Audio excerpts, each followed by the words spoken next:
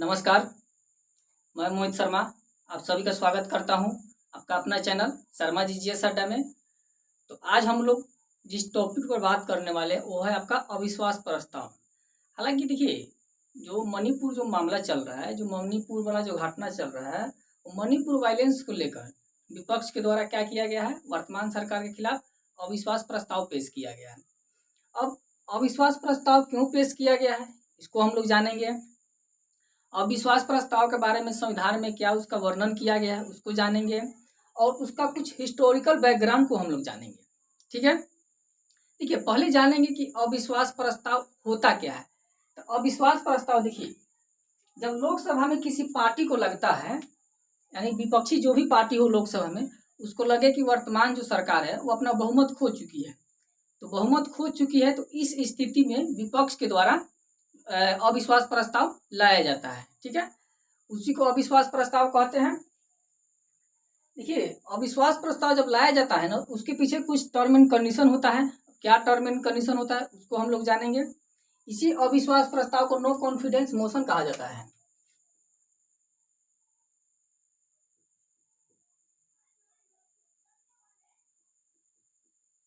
No confidence motion अविश्वास प्रस्ताव को ही कहा जाता है। अब इसका कुछ हम लोग हिस्टोरिकल बैकग्राउंड देख लेते हैं। देखिए, अब इसका जो वर्णन किया गया है भारतीय संविधान में आर्टिकल 75(3) में इसका वर्णन किया गया है, किसका, अविश्वास प्रस्ताव का। अब इसमें क्या कहा गया है, अगर कोई विपक्षी दल लोकसभा में अविश्वास प्रस्ताव पेश करती है और इस दौरान सत्ता पक्ष इस प्रस्ताव पर हुए मतदान के दौरान हार जाती है, तो ऐसी स्थिति में प्रधानमंत्री सहित मंत्रिपरिषद अपना त्याग पत्र दे देगी। क्या कहा गया है कि यदि विपक्ष पार्टी के द्वारा लोकसभा में अविश्वास प्रस्ताव पेश किया जाता है, ठीक है, तो अविश्वास प्रस्ताव पेश किया जाएगा, तो वर्तमान सरकार के द्वारा विश्वास जमाने के लिए क्या होगा, वोटिंग होता है। और उस वोटिंग में यदि सरकार, सत्ता पक्ष यदि हार जाती है, तो प्रधानमंत्री सहित पूरे मंत्रिपरिषद अपना त्याग पत्र दे देगी। ये कहाँ, इसका वर्णन किया गया है आर्टिकल 75 में। ठीक है,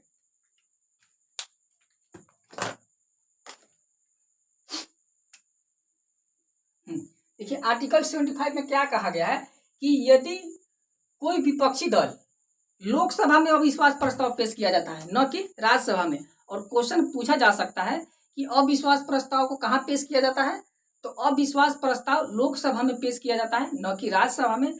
यदि भी किसी विपक्षी पार्टी के द्वारा लोकसभा में वर्तमान सरकार के खिलाफ अविश्वास प्रस्ताव पेश करती है, ठीक है, तो उस जो अविश्वास प्रस्ताव पेश होगा, तो उस दौरान वोटिंग होता है सरकार को विश्वास लाने के लिए, और उस वोटिंग में यदि सरकार हार जाती है, तो प्रधानमंत्री सहित पूरे मंत्रिपरिषद अपना त्याग पत्र दे देगी, यानी कि इस्तीफा दे देगी। ये आपका अनुच्छेद 75 में इसका वर्णन किया गया है।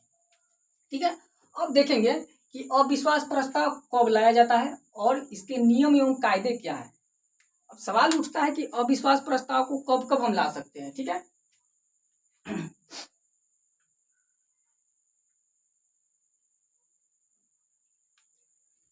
अब अविश्वास प्रस्ताव कब लाया जा सकता है तथा कौन ला सकता है और इसका नियम एवं कायदा क्या है।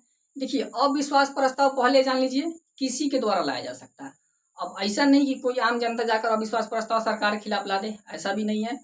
तो अविश्वास प्रस्ताव लाएगा कौन, राज्यसभा का जो सदस्य होगा वो भी नहीं ला सकता है। कौन लाएगा, लोकसभा का जो मेंबर हो वही अविश्वास प्रस्ताव लाता है। इसमें अविश्वास प्रस्ताव कौन लाएगा, अविश्वास प्रस्ताव कभी भी लाया जा सकता है सरकार के द्वारा, लेकिन उसमें जो लोकसभा का जो मेंबर हो, मेंबर ऑफ पार्लियामेंट, वही अविश्वास प्रस्ताव लाएगा।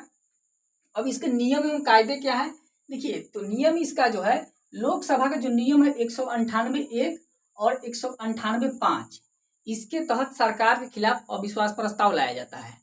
अब क्वेश्चन देखिए हम लोगों को कहाँ से बनेगा, क्वेश्चन आपका यहाँ से बनेगा कि किस नियम के तहत सरकार के खिलाफ अविश्वास प्रस्ताव लाया जाता है।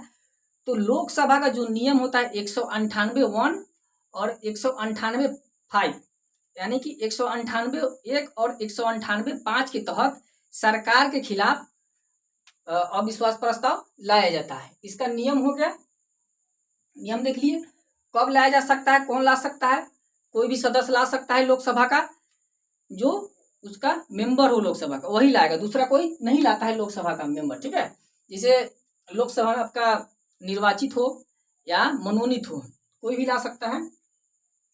और आगे देखेंगे कि जो अविश्वास प्रस्ताव लाया गया है किसके द्वारा लाया गया है, तो एक कांग्रेसी सांसद है गौरव गोगोई। ठीक है, जो 26 जुलाई 2023 को सरकार के खिलाफ अविश्वास प्रस्ताव लाए। अब देखिए सब सरकार के खिलाफ अविश्वास प्रस्ताव कब लाया गया था ये भी पूछा जा सकता है। तो वर्तमान सरकार के खिलाफ अविश्वास प्रस्ताव आपका 26 जुलाई 2023 को सुबह लाया गया अविश्वास प्रस्ताव। हालांकि अविश्वास प्रस्ताव जो लाया जाता है वो सुबह में ही लाया जाता है। सुबह में अविश्वास प्रस्ताव क्या किया जाता है, जिस सदस्य के द्वारा लाया जाता है वो लिखित दिया जाता है। किसको, तो लोकसभा के जो अध्यक्ष हो उनको लिखित अविश्वास प्रस्ताव दिया जाता है कि हम सरकार के खिलाफ अविश्वास प्रस्ताव लाते हैं, सरकार में विश्वास नहीं है। तो वो जब अविश्वास प्रस्ताव मॉर्निंग में लाया जाता है उसको क्या किया जाता है, तो मॉर्निंग में जब लाया जाता है तो अध्यक्ष महोदय के द्वारा उसका मतलब अथी किया जाता है, इंक्वायरी किया जाता है कि ये सही में जायज है या नहीं है। उसके बाद उस पर आगे की कार्रवाई किया जाता है। तो कौन लाया है अविश्वास प्रस्ताव, तो गौरव गोगोई है, एक कांग्रेसी सांसद है, उन्हीं के द्वारा अविश्वास प्रस्ताव लाया गया है। देखिए ये जो अविश्वास प्रस्ताव लाया गया ना, इसके पीछे कहीं ना कहीं आपका जो विपक्षी दल है वो अपना चेहरा हाईलाइट करने के लिए लाया गया है। जो मणिपुर वायलेंस है उसी को लेकर अविश्वास प्रस्ताव खासकर लाया गया है। किसी तरह विपक्षी दल यानी विपक्षी पार्टी है किसी तरह वो अपना मुद्दा में रहना चाहता है। अब देखिए जब अविश्वास प्रस्ताव लाया गया तब क्या होता है, अविश्वास प्रस्ताव लाने के करीब 10 दिन के अंदर सदन में चर्चा और वोटिंग करना सदन के अध्यक्ष का काम होता है। अविश्वास प्रस्ताव तो ला दिया जाता है किसी सदस्य के द्वारा, और इसके जो आगे होता है, जो आगे वाला जो काम होता है अध्यक्ष महोदय का, उसमें क्या होता है कि अविश्वास प्रस्ताव जब आता है ना तो उसके 10 दिन के अंदर सदन में चर्चा और वोटिंग करना सदन के अध्यक्ष का काम होता है। तो सदन का भी अध्यक्ष कौन है, हम सभी जानते हैं ओम बिरला है।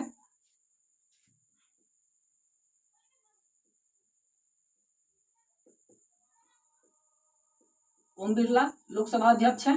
ठीक है, क्वेश्चन ये भी पूछा जा सकता है कि लोकसभा का अध्यक्ष कौन है अभी, तो लोकसभा का अध्यक्ष आपका ओम बिरला है। ओम बिरला के द्वारा क्या किया जाएगा, 10 दिन के अंदर सदन में चर्चा और परिचर्चा किया जाएगा, वोटिंग कराया जाएगा। इनके द्वारा, अध्यक्ष महोदय के द्वारा। इतना तक हम लोग देख लिए अविश्वास प्रस्ताव।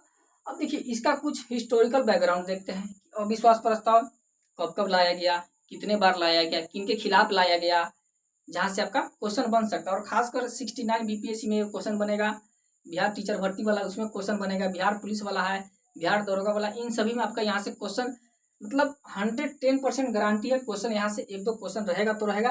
आर्टिकल से रहे तब, या इसका नियम कायदा से रहे तब, या किसने लाया वो, या इसका हिस्टोरिकल बैकग्राउंड जो भी रहेगा उससे आपका क्वेश्चन पूछा जाएगा। देखिए इसका इतिहास की अगर बात करें तो सबसे पहला जो अविश्वास प्रस्ताव लाया गया था 1963 में नेहरू के खिलाफ जेबी कृपलानी के द्वारा लाया गया था। किनके द्वारा लाया गया था, 1963 में पंडित जवाहरलाल नेहरू के द्वारा जेपी कृपलानी के द्वारा लाया गया था। अविश्वास प्रस्ताव सबसे पहला बार लाया गया था।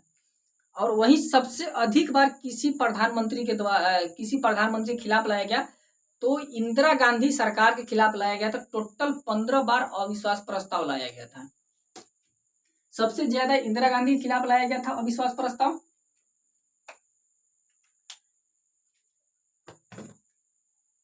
ठीक है, और देखिए सबसे ज्यादा 15 बार लाया गया, और सबसे पहली बार अविश्वास प्रस्ताव पंडित जवाहरलाल नेहरू के खिलाफ 1963 में लाया गया।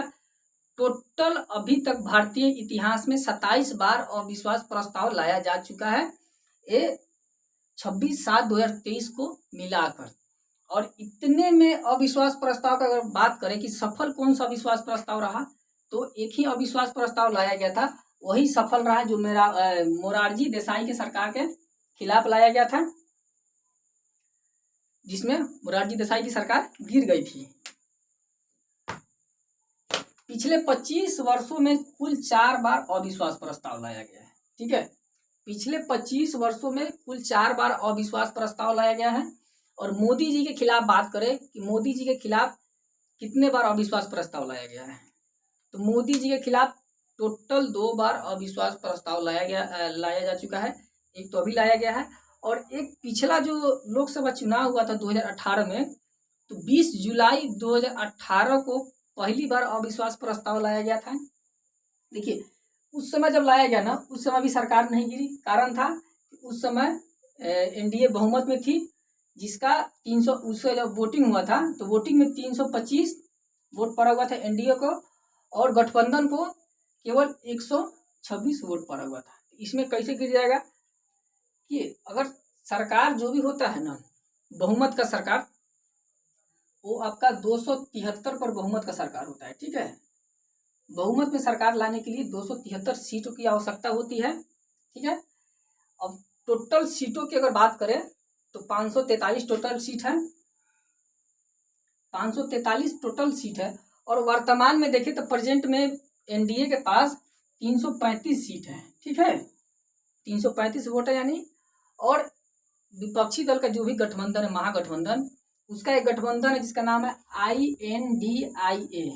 INDIA नाम का महागठबंधन है विपक्षी दल का। उसका टोटल अगर सीटों की बात करें 140 प्लस में सीट है, समथिंग वही है, उससे ज़्यादा नहीं है। और एनडीए के पास 335 सीट है। तो आप लोग अनुमान लगा सकते हैं कि बीजेपी सरकार कैसे गिर जाएगी। जो बीजेपी गवर्नमेंट है वो कैसे गिरेगी।